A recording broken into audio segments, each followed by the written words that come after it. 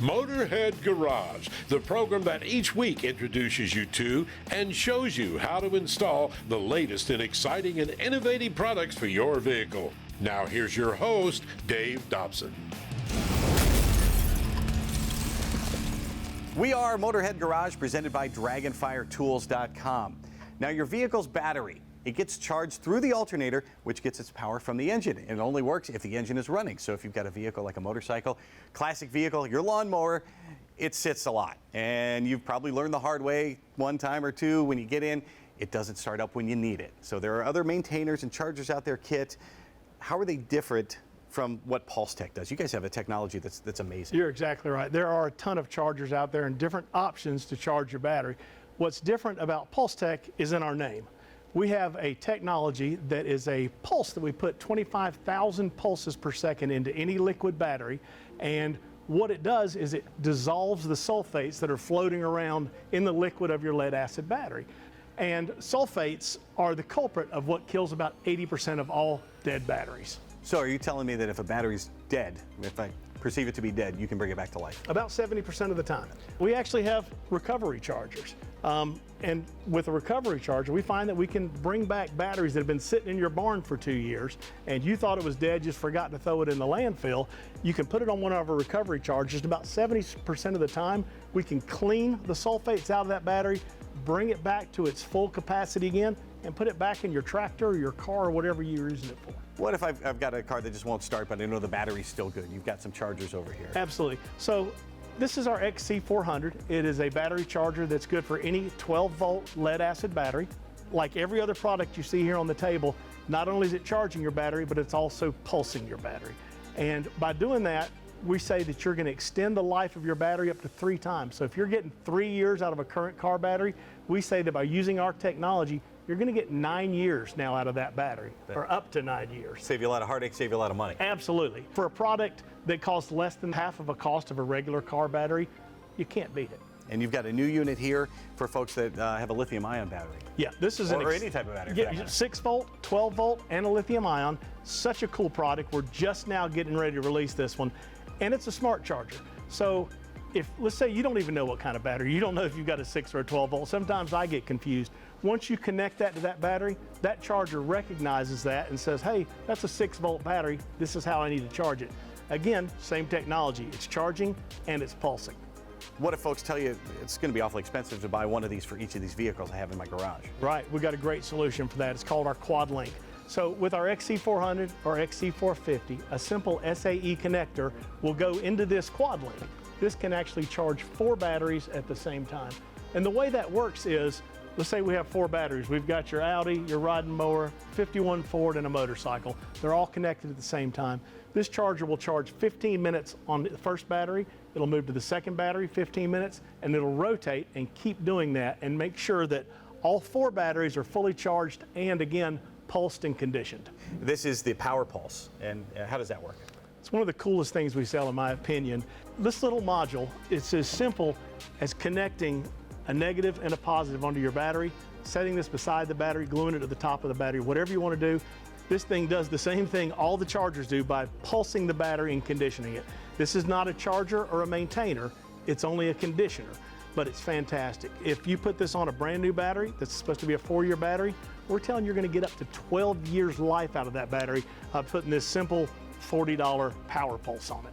I see you've got a couple solar panels here. Yes. That's another way to maintain the battery. How do those work? These are a fantastic product. Same thing, they're not chargers, they're maintainers. So they're to go on a good battery. But let's say you've got a boat that you keep outside and you're not able to run an extension cord out to it. You can put this on there, connect it to the battery, it'll maintain it. But what really makes our solar panels different is this is a ruggedized solar panel. Try doing that with any other solar panel on the market. We're gonna have glass all over, so we're gonna have to sweep up and get started over again. With this panel, that doesn't happen. It's indestructible, has a 10-year warranty, and again, it's got the same pulse technology that you see on everything else here on the table. All this technology is incredible, and you don't have to just believe Kit, you can believe the military. They're using these things. I see you have a pallet charger there. You've told me some stories about that. How does it work? Right. We have a ton of success stories with all of our products, but a pallet charger is something that's used by the military all over the world, from Alabama to Afghanistan. We actually had a case at Camp Arifjan in Kuwait a few years back where they think they had 15 to 20,000 12-volt batteries sitting on pallets. Asked us to come in there and see what we could do to recover them. Within less than a year, we saved the U.S. military $7 million in batteries by recovering batteries that they thought were dead, bringing them back to life and put them right back into their equipment. Pulsetech's been around for 30 years. They're a U.S.-based company. They're military tested, military trusted, and you can find all this technology at pulsetech.com. And oh, by the way, if you order there, use your discount code Motorhead. You get a limited time 20% discount just because you watch the show. We'll be right back with more Motorhead Garage presented by DragonfireTools.com. So keep it right here. Motorhead Garage, presented by DragonfireTools.com. Brought to you by Shock Therapy, Ride Your Way, Shade Wagon, Throw Some Shade, and by DragonfireTools.com, industrial workbenches with integrated tool storage. We are Motorhead Garage presented by DragonfireTools.com, and we're joined now by one of our favorite guests, Guy Olson from Performance Fuel Specialists. Now, Guy, this time you're here to talk about diesel. And I've always been taught that you need to treat your diesel fuel in the wintertime because of all the gelling and the icing, but you're here to tell us how to weatherproof our diesel.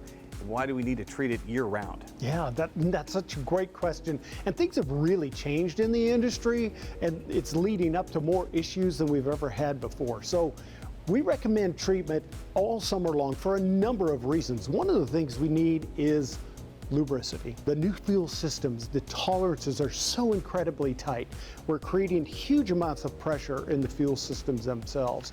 And so we need to lubricate and clean and take care of them each and every time. And that's not always an easy thing to do. Now, lubricity is not the only thing you're looking for in an additive. What else can an additive do for your diesel fuel? So our additives are a complete formula product covering a number of different problems. One of those problems would be water. You know, part of the problem you have with pressure or with the tolerances being so tight, you create a lot of pressure, which creates a lot of heat, which has problems, several problems of its own. One of them is condensation.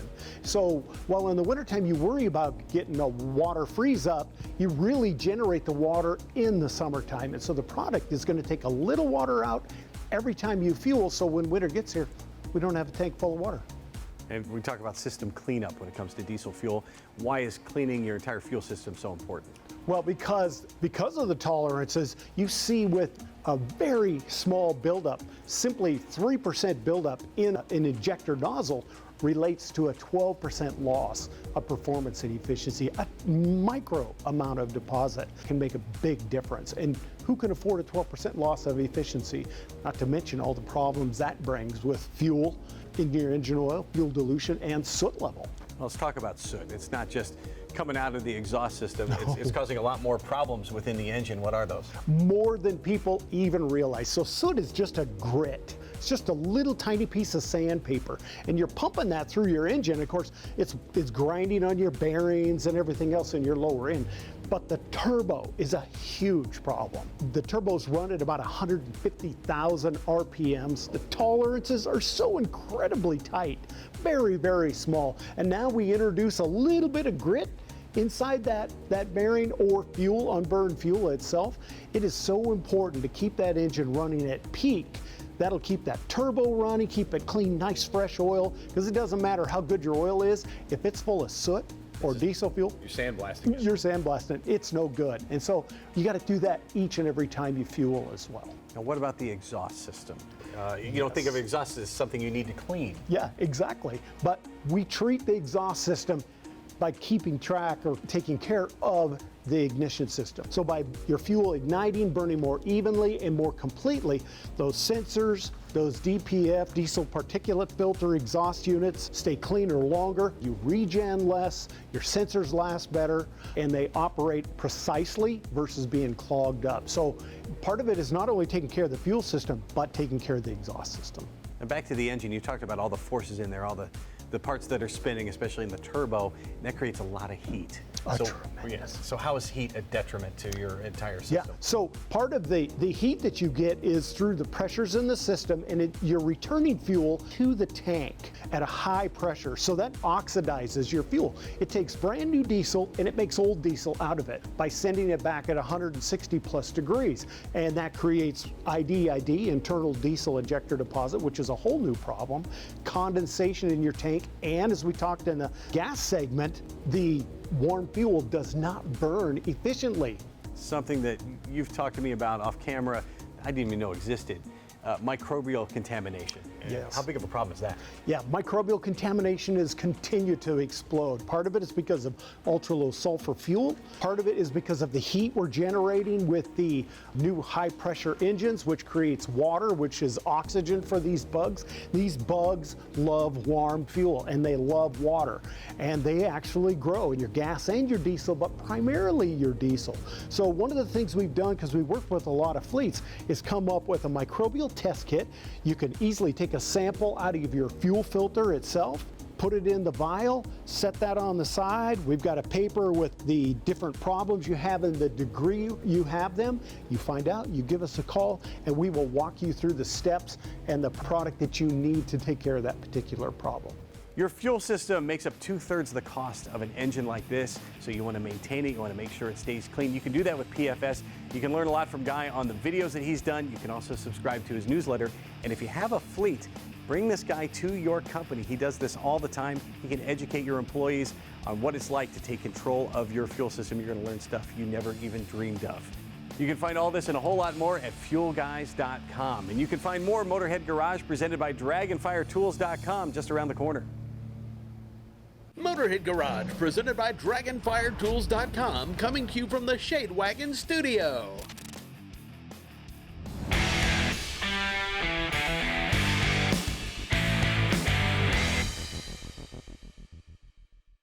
Well, I have 3 containers of brake fluid here. If you had to put one in your car, which one would you choose? Welcome to this Amsoil Tech Tip. Well, it's pretty obvious right here. I wouldn't want this one. Yeah, this is old brake fluid. It's been in a vehicle for a while and it's kind of contaminated, but looks could be deceiving. These two here, well, they look pretty similar. So we have to understand all about brake fluid. Brake fluid is hygroscopic. Hygroscopic means it actually absorbs water. So if you leave the cap off or you have a big container, it's going to absorb water. Well, that's a problem because it's going to lower the boiling point. And we'll look at that in a minute. But we need to check the brake fluid. I'm going to show you which one would you pick. Why is that? Well, I actually have a little meter here that measures water content. So what I'm going to do is I'm going to stick that in this one here. And it's a little bit of yellow. It's been out all night sitting here. Now watch this. This one here, well, I got this out about a week. Bam, you see it go right to the red there?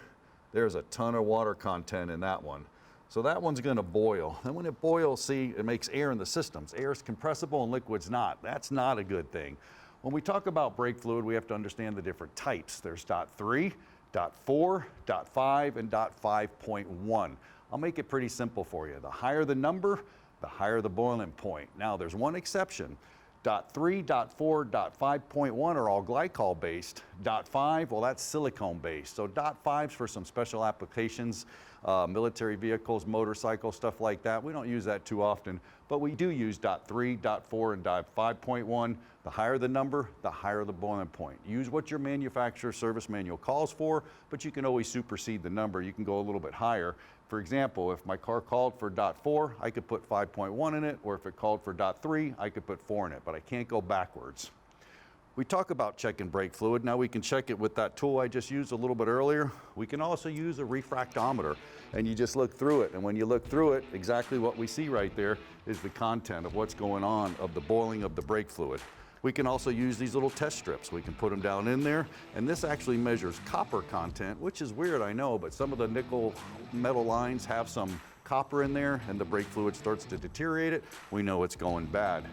Now, we actually boiled some brake fluid, which is pretty cool.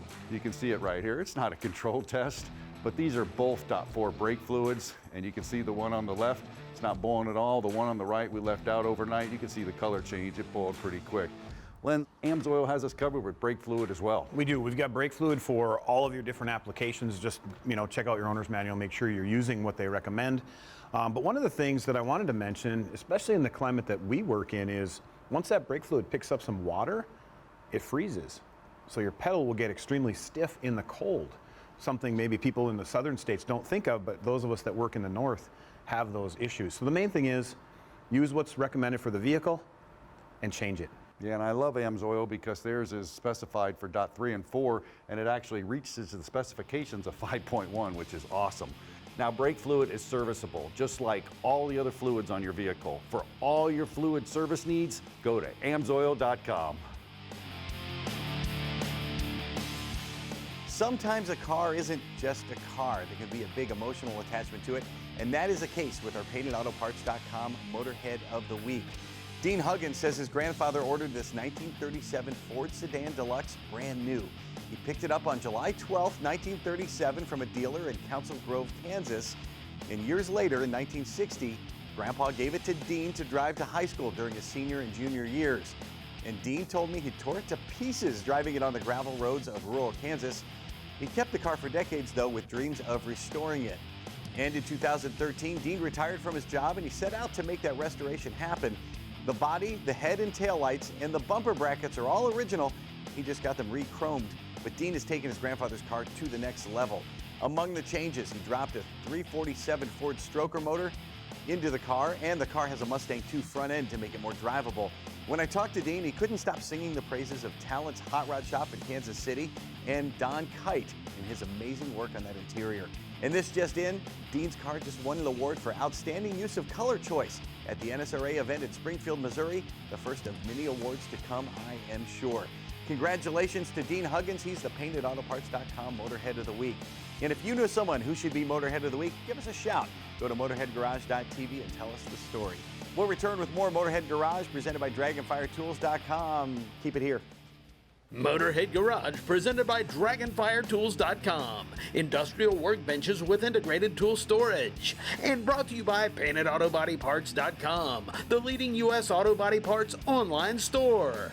Amsoil, the first in synthetics. And by Custom Auto Sound, the originator of classic car OEM fit radios since 1977. This is Motorhead Garage presented by Dragonfiretools.com. And this is a cell phone. Of course, we all have them, and you're a Motorhead, so I know you love to be in your car. So what do you do with your phone when you're in your car? You've got a lot of options, right? You can put it on the magnet on the dash. That's on your vent. It's going to block your vent in the summertime. That's a bad deal. In the wintertime, it's going to fry your phone. And you can put it in your cup holder. You can put it on your lap. But, of course, you know you're going to drive it. It's going to fall into the crack there, and you'll never see it again. And half of the states, Scott, in the union don't allow you to hold it in your hand anyway, and that's a bad idea. So what's my solution? What can I do? So you put it in a cell phone seat. Cell phone seat is the newest device in the market. It is a single piece of plastic that's got a flexible base. All you got to do is flex this and pop it in your cup holder and release it. It's going to lock in there, and then guess what? Now you're legally hands-free. You can just drop your phone in there like that. You can also go horizontal. You got power cord access here, and here's the best part. Cell phone seat does not block your cup holder. You still have room for your drink. Whoa, that is cool. And it's so simple. Why didn't somebody think of this before? I don't know. It was exactly the same with me. I was driving in my neighborhood in my truck. I threw my phone in my cup holder like most people do, and it landed in some kind of a goo, from my kid's squeeze pack. And I pulled my phone out, and I was kind of annoyed, and I thought, why isn't there a better solution? And kind of this idea popped in my head, and I went home to look for it. You go home and you look online, and I was like, this has to exist. It didn't exist. I couldn't figure out why. So I decided to draw it out, much to my wife's dismay, as she's looking over my shoulder saying, what are you doing? What are you doing? I was like, I got an idea. So I drew it out. I found actually a designer that could do 3D AutoCAD type designs, and we 3D printed them just to test it out. And I got the first one I remember that was 3D printed, and it was huge. It was like this big. And the guy that was kind of helping me with the designs felt bad. He's like, I messed it up, it's too big. I was like, no, send it, let me see it. I need to know if this works. Sure enough, I put the big one in my cup holder. Even though it was giant, it worked perfectly. So we kept going, and as you can see now, we have the final version. It took about 6 years to actually get this just right. But now we have a universal cell phone mount that fits in about 90% of vehicle cup holders, holds pretty much any phone, phones with cases, any type of phone, phones with accessories, pop sockets, loopies, doopies, sloopies, whatever you got. This one simple device is going to work for most everything. What are some of the little extras you put a lot of thought into to keep the phone in place there? Sure. So the first thing we did was we cut out these side slots here, and that's going to allow you to put your phone in there horizontal. Interestingly enough, it also works with tablets in that horizontal slot. We put this in my son's cup holder on his car seat, and he can put his iPad in there for long road trips. We put a flexible tab here that's going to put a little pressure on the phone, so it's going to hold phones in there, phones without cases, smaller phones, it's going to hold those in a little bit tighter. And then it also can flex back when you have bigger cases like this. This is an iPhone 14 Pro with a wallet on it. It's going to be able to flex back and hold those in there as well. Those bigger cases with OtterBox cases, it's going to be able to push that tab back and hold that in as well. We have power cord access here, so obviously people want to be able to charge their phone in the car. And I like the fact that this sits in your cup holder. Your power cord is staying down here to the side.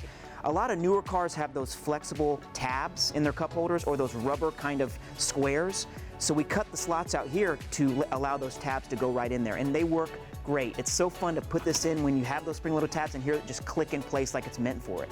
But that doesn't mean that you need those tabs. It's going to work with cup holders without the tabs or without the rubber things as well. It's going to work in a lot of different cup holder styles as long as they're between about 2.5 to 4 inches and round, which pretty much most of them are, right? Most of them are. You put so much thought into the design. How much thought did you put into the materials that you're using as well? We talked about doing, different types of plastics. We talked about doing different types of materials like rubber. We landed on ABS plastic, which is the same thing that Legos are made out of. It's a very non-toxic, safe plastic, right? Because kids play with it. And if you've ever stepped on a Lego in the middle of the night, you know how strong ABS plastic is. Guilty as charged. This is a very strong, well-made device. It's going to work in extreme heat. It's going to work in, extreme cold. It's a very universal material.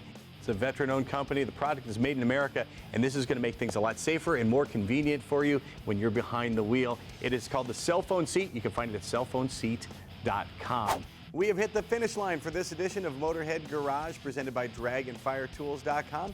We'll do it again next week, same time. Thanks for tuning in. Drive safely.